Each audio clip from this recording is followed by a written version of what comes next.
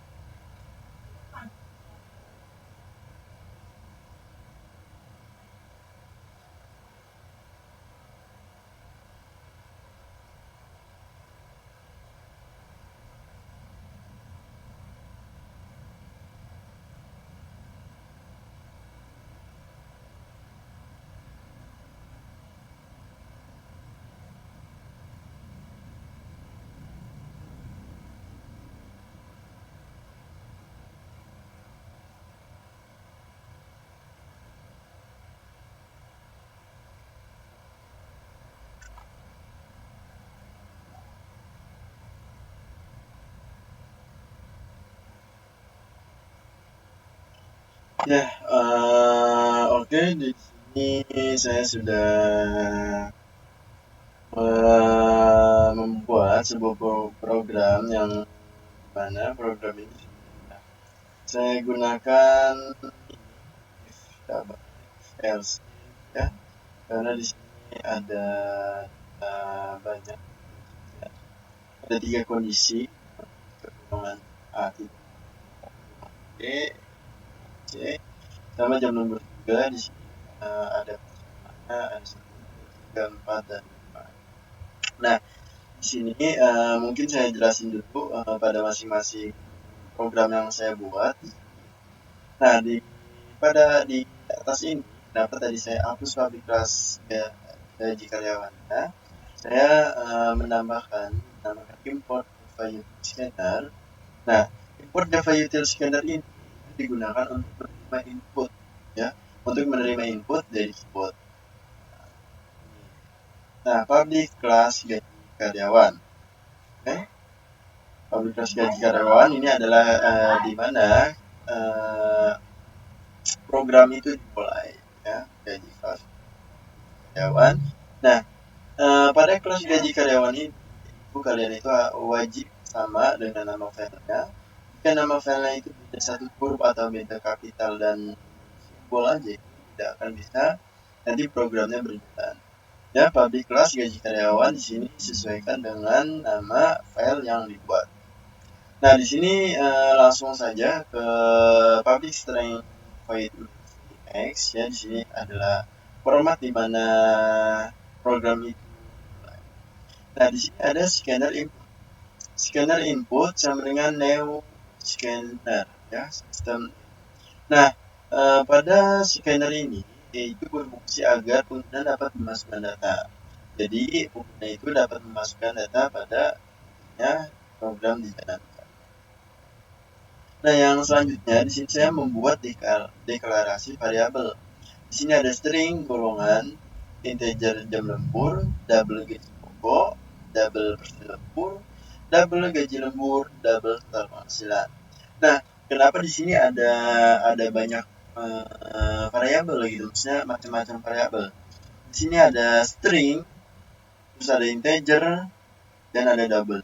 Nah, string ini digunakan untuk jika itu isian nanti berupa teks panjang maupun intinya itu teks, bukan angka, bukan desimal gitu ya, pastinya teks A, B, C itu kan teks. Jadi golongan ini saya buat variabel string dan integer. Nah, di sini kenapa saya ingin menggunakan integer? Karena jam lembur ini nantinya itu menyimpannya itu yaitu angka, berupa angka jam lembur. 1, 2, 3, 4, 5, ya, 1 jam, 2 jam, 3 jam, 4 jam, 5 jam, angka. Jika berupa angka, maka di sini adalah integer variabelnya. Nah, ini double, nah, gaji pokok, persen lembur, gaji lembur, total penghasilan itu menggunakan double. Kenapa menggunakan double? Karena nanti pada penyimpanannya itu dia itu sifatnya itu angka, desimal gitu. Misal penghasilan kan angka gitu, bukan huruf, bukan 5 juta LED MMA gitu kan ya. Jadi total penghasilan itu nanti angka, berupa angka 5000000 gitu ya. Karena double ini berfungsinya untuk menampung angka. Nah, apa sih deklarasi variabel ini? Kegunaannya apa gitu? Ini deklarasi variabel ini kegunaannya apa? Nah, ini itu digunakan untuk menyimpan golongan karyawan, ya, golongan karyawan, terus jam lembur, gaji pokok, persen lembur, gaji lembur, dan total penghasilan. Nah, jadi deklarasi variabel ini nanti untuk penyimpanan, di mana sesuai dengan yang kita masukkan. Nah, lanjut, di sini ada input data. Nah, input data golongan next line. Nah, ya, golongan equity. Nah, pada menu inputan ini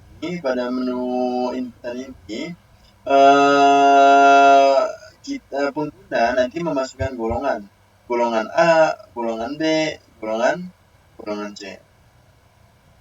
Setelah nanti pengguna itu menginputkan golongan A, ya, golongan B atau golongan C. Jika golongan A sekian, golongan B sekian, golongan C.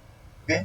Dan jika nanti penggunanya itu menginputkan itu tidak sesuai dengan apa yang ada di variabel ini, apa yang ada di data kita, maka nanti hasilnya adalah golongan tidak valid.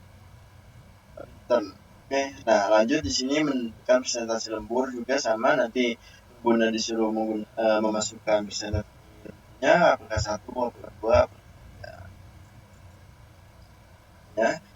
Jika jam lembur sama dengan 1, ya, maka persen lembur itu 0,30. Nah, menghitung gaji lembur. Nah, gimana sih cara menghitung gaji lembur? Nanti sesuai di sini. Menghitung gaji lembur adalah gaji lembur, ya, maka gaji lemburnya 3% dari gaji pokok. Nah, ini kita hitung nih, gaji lembur sama dengan persen lembur. Nah, persen lembur misal gaji lembur itu berapa jam dia? Dia berapa jam? Misal 1 jam. Berarti 0,30, ya, karena 1 jamnya itu 30%, ya. Dan berarti 0,30. 0,30 dikali gaji pokok. Nah, gaji pokoknya dia berapa? Misalnya 5 juta, berarti 0,30 dikali 5 juta hasilnya berapa? Nah, nanti total penghasilan di sini, total penghasilan itu adalah gaji pokok plus gaji lembur. Nah, karena gaji lembur tadi kita sudah didapatkan, ya.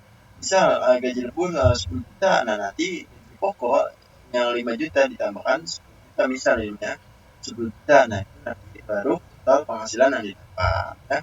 Nah, di sini sistem output LN, ya, hasil perhitungan. Nah, ini kita langsung coba aja. Kita coba jalankan di sini. Oke, kita coba jalankan. Di sini kita harus mengetikkan Java gaji one.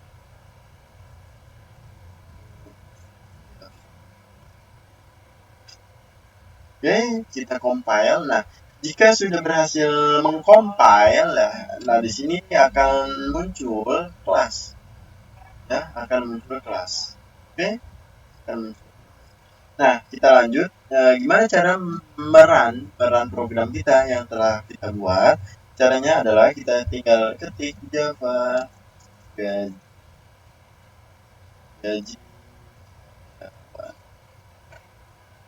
Nah, kita masukkan golongan A. Oke. Golongan A itu misal kita mau masukin golongan A, B, atau C. Oke, kita yang gampang aja. Yang tengah-tengah, B. Nah, oke, sekarang saya membuat programnya itu ketika si pengguna itu memasukkan huruf kecil, ya, huruf kecil, maka dia itu akan dipaksa untuk menghasilkan huruf besar. Golongan input next line top uppercase. Nah, fungsi dari top uppercase ini, jika pengguna itu memasukkan kecil di sini, ya, padahal kan di sini kan disuruhnya besar. Nah, maka nanti sistem secara terprogram dia memaksa untuk membesarkan misalnya B besar gitu, ya. Kita jawab B nih, B kecil. Nah, jadi tidak akan error. Misalnya tidak menggunakan ini, ditakutkan, dikhawatirkan nanti program tidak bisa membaca. Ya, makanya saya menggunakan top uppercase untuk mengecualikan terjadinya kesalahan. Nah, masukkan jam lembur. Nah, masukkan jam lembur ini misal tadi kan sesuai soal, ya, jam lembur kita di sini misal jam lembur kita jam 3 jam gitu, ya. Berarti 34%. 3. Oke. 3, ya. Jam lembur kita 3. Nah, hasil penghitungan. Coba benar tidak nih, golongan B. No. Dia pasti huruf B-nya itu besar, padahal kita tadi memasukkan B kecil. Kenapa? Karena di sini sudah ada program laptop per cash. Nah, di sini gaji pokok 6.500.000. Nah, bener kan nih gaji pokok 6.500.000 sesuai yang ada di soal. Kita lihat. 6.500.000 gaji B, oke, betul. Nah, gaji B betul. Gaji lembur nih 2.210.000, betul atau tidak? Hasilnya dari mana? 2.210.000 dari 0,34 dikalikan 6.500, hasilnya sekian. Nah, total penghasilan adalah gaji pokok ditambah gaji lembur. Nah, itu sudah berhasil nih, ketemu dengan total 8.710.000. Itu total penghasilannya. Oke, sekarang kita ke skenario kedua. Oke, jalankan lagi. Nah, kita jalankan lagi gimana caranya kita memasukkan salah. Misalnya kan ini kan A, B, C gitu ya. Kita malah masukkan misal D.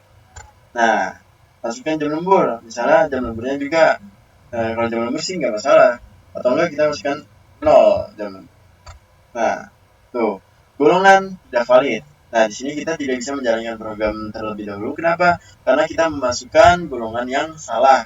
Karena golongan itu D. Karena kita cuma ada 3 golongan A, B, C. Tapi jika masukkan D, maka sistem akan mengasih keterangan golongan tidak valid. Nah, oke, gimana? Kita coba lagi dengan skenario yang ketiga. Gaji karyawan. Nah, kita masukkan yang C. Jam lemburnya itu 0. Nggak ada jam lembur. Seharusnya nanti dia gaji itu udah total penghasilannya itu 9.500.000 karena dia tidak mempunyai jam. Enter. Nah, lihat di sini sudah berhasil ya.